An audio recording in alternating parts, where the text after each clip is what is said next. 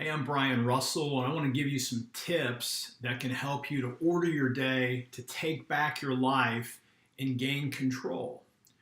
It all comes back down to how you handle time. Every single person has the same 24 hours a day. Now, that's completely obvious, but many times we act as though other people have more time than we do. I want to talk about time management and just call this Time Management 101 as a way of unleashing you to maximizing your life. And by taking control of your calendar, you're going to actually learn how to bend time to make it fit your goals and your dreams and aspirations over against simply squeezing your life into a limited number of hours and living out maybe somebody else's plan. So the first thing that you need to do, and this is critical, is you have to commit to getting adequate sleep. You don't add more time to your day by sleeping less. Yes, certain persons can do this for limited amounts of time. A lot of people say, well, the Navy SEALs don't have to sleep. Well, I'm going to guess you're not a Navy SEAL, and even the SEALs in their elite training, they know they don't need to sleep when those times of intense stress come.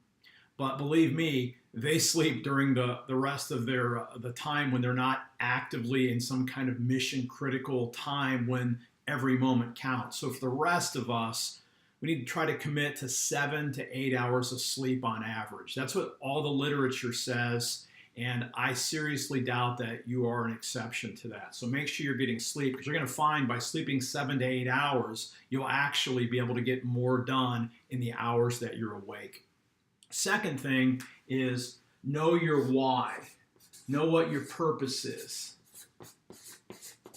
You can check out my other videos on goal setting to take a look at that, but we have to know what our why is. Because when you know what your purpose is, what your mission is, what your goal is, that lets you prioritize. Because if you don't know your why, you're going to be living out someone else's why, and that tends to clutter up our calendars. So when you know your why, you're in control, and you set the priorities for what you need to do to attain the goals that you've set. And then I strongly recommend using a calendar. You can go old school and get a paper calendar, or you can use the iCal on a Mac. You can use Google Calendar, other online calendars, or a journal. But have a calendar, and I suggest using the monthly one so you can see an entire month at a time. And you want to schedule your priorities immediately. And so what I mean by that, when I talk about scheduling your priorities, you want to get it on the calendar, make a date.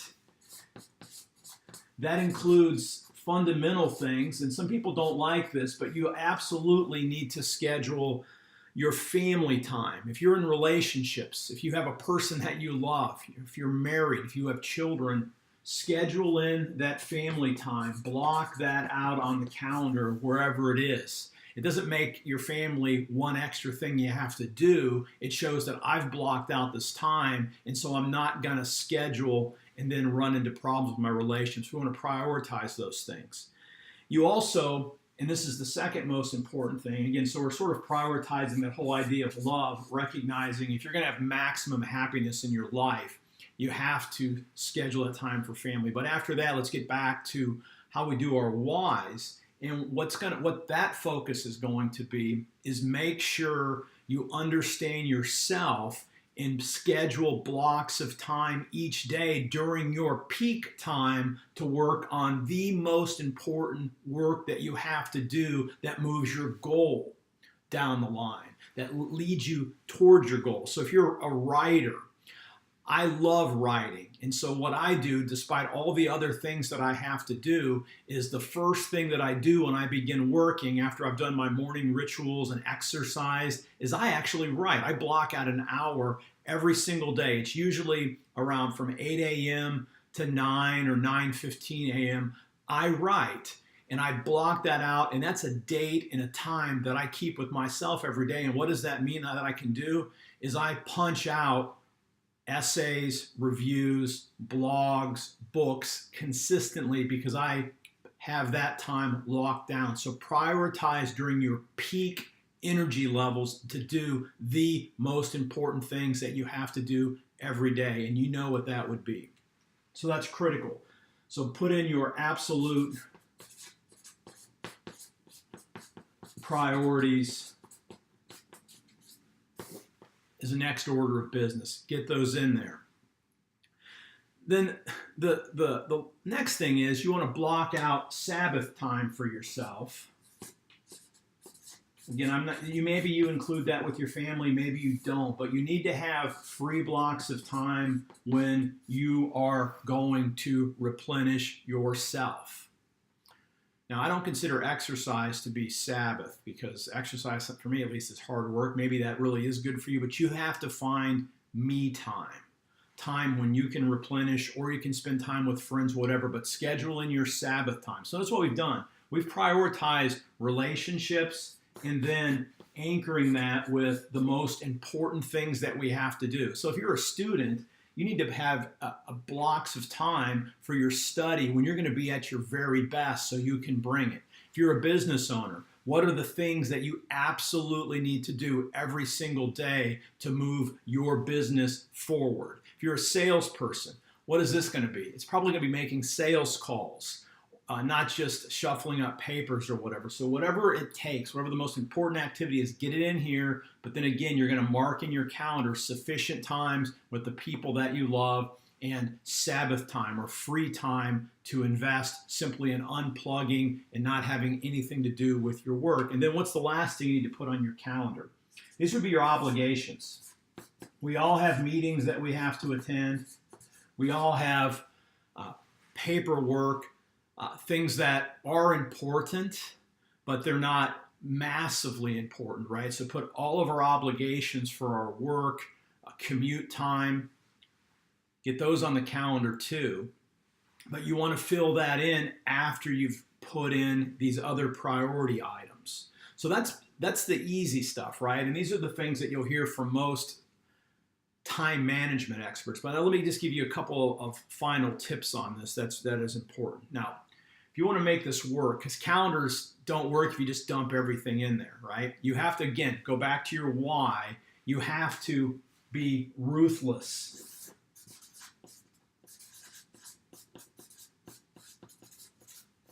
And I don't mean that in a cruel way, but you have to learn how to say no. You don't overschedule yourself or you'll regret it. These tips only work proactively. You can't, after you've said yes to a million things, go back and do what I've just said. So you need to be ruthless and make sure that you only say yes if it fits perfectly into your sense of purpose and it fits into your calendar, or you'll regret that. The second thing that you want to do is always give yourself cushions and transitions before your activities in your calendar. One of the mistakes I've made for years, and I finally fixed it, is I would schedule back-to-back-to-back meetings without giving myself any transitional time. Sometimes meetings run over. Sometimes you just need to chill out for a second before you switch topics. So make sure that you schedule at least 15-minute transitions between your various activities so you can refresh, you can get a drink if you need it, you can take notes on action steps from what you just did, and then you can mentally transition and prepare to be at your best for the next thing that's on your calendar. And then, so you want to give yourself transition time. You want to focus in blocks. Don't schedule things for more than 2 hours at a time. Again, sometimes meetings go longer, but you want to take breaks. So just assume that you're only going to be able to maintain focus for maybe 2 hours at a time. Be kind to yourself in that. So focus things out in blocks. And then the last step, and this is where some of the real magic is, so hang with me for just another minute or so. You want to review your calendar. And you want to review the calendar in really 3 ways. Every month at the beginning of the month, look ahead to see what's coming and make mental notes about that. You don't want to be surprised. So take a look at how the month is going to flow. Second thing is every week you want to, on a Sunday evening, you want to look ahead to what the coming week is going to look like. So again, you can plan and not be surprised. You want to know like what are going to be the really busy days. And then each evening of your work week, you want to take a look at what you accomplished, but then review what's going to happen the next day. What that does is that puts your mind at ease because you can be prepared for what's coming. You can also say goodbye to the previous day's work, and then you can chill and be fully present in the evening. Now, these are the secrets that I use. And I'm as busy as about any person that I know, but I've learned to take command over my calendar, and that allows me to achieve outstanding relationships and get stuff done. I'm Brian Russell. I'm your professor for life. Thanks for listening,